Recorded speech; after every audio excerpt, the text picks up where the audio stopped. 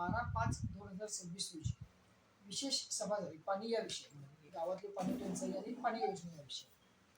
त्या सभेमध्ये 71 नगरसेवक जे आहेत त्या सगळ्या नगरसेवकांनी उपस्थित असणाऱ्यांनी सुळकूर योजनेचा पाठपुरावा करावा आणि तीच योजना आपल्याला कशी किफायतशीर आहे याबाबत त्या स्पष्टीकरण देत त्या योजनेचा पाठपुरावा करायचा अशी एक मुखानं मागणी केली आणि एक मुखानं त्याचा ठराव झाला सर्वांमध्ये की सुळकूर योजनाच राबवायची.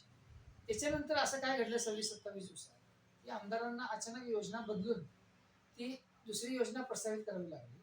त्याचबरोबर आयुक्त पल्लवी पाटील यांचं काम काय आहे की महापालिकेमध्ये जी विशेष सभा होत्या ज्या सभा होतात त्या सभावाच्या त्या ठरावाची अंमलबजावणी करणे.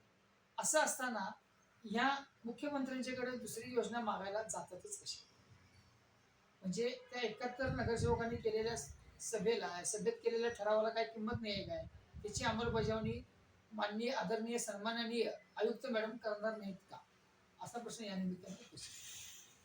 महापौर उपमहापौर यांनी सभेमध्ये एकमुखानं सुळकूर योजना राबवायची असं ठरलं असताना सुद्धा त्यांनी मुख्यमंत्र्यांच्याकडे जाऊन दुसऱ्या योजनेला मंजुरी मागण्याचं कारण काय आहे?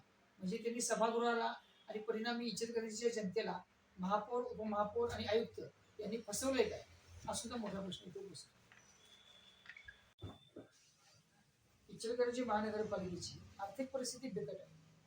इचलकरंजी महानगरपालिकेला जे जीएसटी अनुदान येणार आहे आजपर्यंत प्रलंबित जे राज्य शासनाकडे आहे त्यातलं एकही रुपया आजपर्यंत आलेला नाही. गेल्या महिन्यात जे 20 कोटी रुपये आले म्हणून प्रसिद्धी झाली होती ते नियमित जीएसटी अनुदान जे 5,500 कोटी रुपये सरकारनं वाटलेलं आहे सगळ्या महापालिकांना, त्याच्यामधलं 20 कोटी रुपयाचा एप्रिल आणि मेचा हप्ता आपल्याला आलेला आहे. पण आपलं त्याच्या आधी जे प्रलंबित अनुदान जी आपण वारंवार मागणी करतोय ते सुद्धा आपल्याला 1 रुपया सुद्धा त्यातला आलेला नाही आहे. त्याचबरोबर सहाय्यक अनुदान जे आपलं गेल्या कित्येक वर्षापासून राज्य शासनाकडे प्रलंबित आहे ते सुद्धा आपल्याला आलेलं नाही आहे. तर अशा प्रकारचं बरंच येणं शासनाकडनं आपल्याला यायचं बाकी आहे. अशा परिस्थितीमध्ये शासन आपल्याला पैसे देतो म्हणते, आपल्या हक्काचे पैसे जर शासन आपल्याला देत नसेल तर नवीन पाणी योजनेसाठी आपल्याला कर्ज काढून परवडणार आहे काय, हा सुद्धा एक नवीन विषय त्यामध्ये आहे.